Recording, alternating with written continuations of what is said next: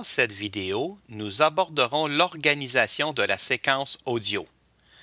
Faire un plan, s'organiser, être bien préparé aide l'élève à structurer ses idées, à donner de la cohérence à sa création et à travailler plus efficacement.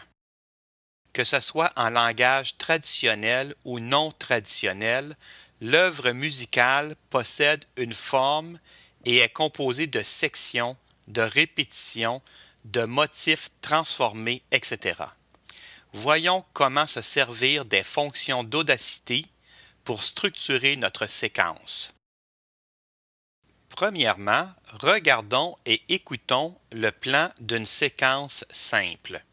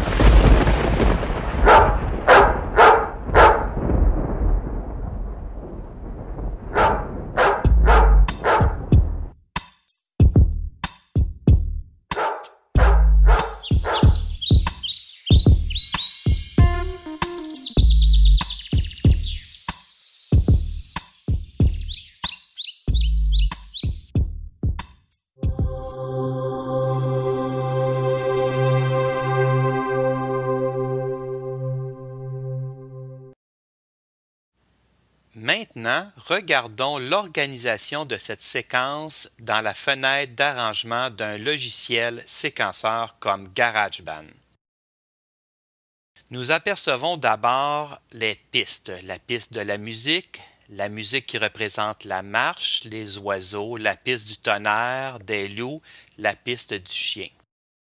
Dans la fenêtre d'arrangement, nous avons les sections, des marqueurs qui nous indiquent ou des repères qui nous indiquent les sections. L'intro, la section 1 qui est la marche dans la forêt, la section 2, le retour et la fin. Dans chacune des pistes, dans la fenêtre d'arrangement, nous avons des blocs de mesure qui nous permettent d'organiser et d'éditer la séquence musicale. On peut retrouver aussi une fenêtre d'arrangement comme celle-ci dans la majorité des logiciels séquenceurs comme Cubase, Logic, PowerTrack, Cakewalk, etc. La fenêtre d'arrangement d'Audacity est un peu moins conviviale, mais elle permet quand même de bien s'organiser. Commençons par transformer une piste stéréophonique en piste monophonique puisque ce sera le projet en entier qui sera stéréophonique. À l'aide du menu Projet, je choisis Nouvelle piste audio. La nouvelle piste apparaît complètement en bas de la séquence. Je sélectionne la piste stéréophonique, menu Édition, Copier. Je sélectionne la nouvelle piste monophonique, menu Édition, Coller.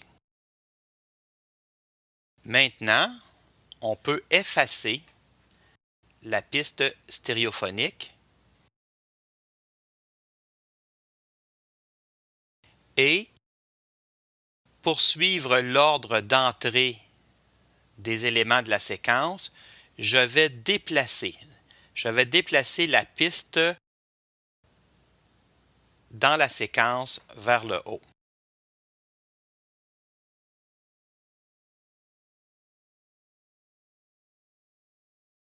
Troisièmement, je vais renommer la piste pour pouvoir bien l'identifier.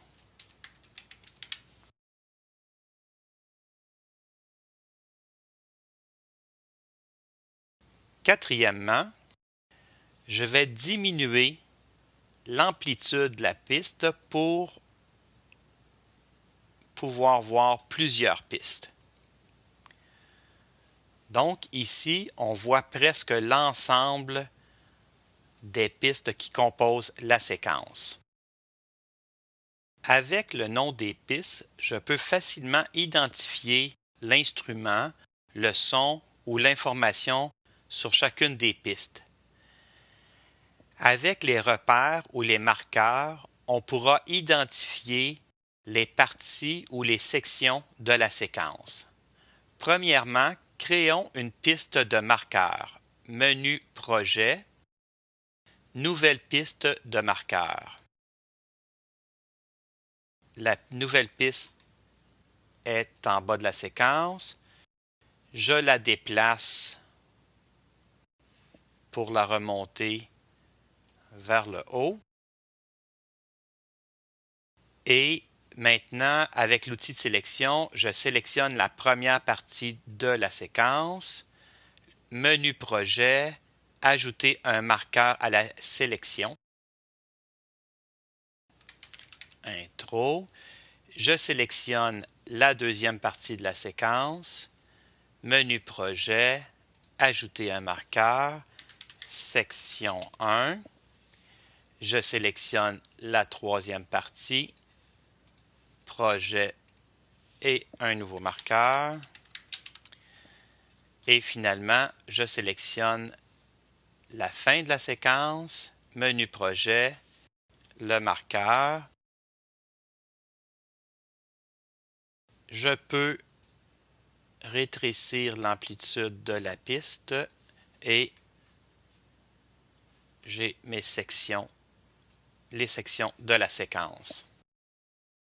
Pour continuer, nous allons fusionner des pistes. Vous remarquez que les trois dernières pistes ici sont les trois pistes de jappement du chien.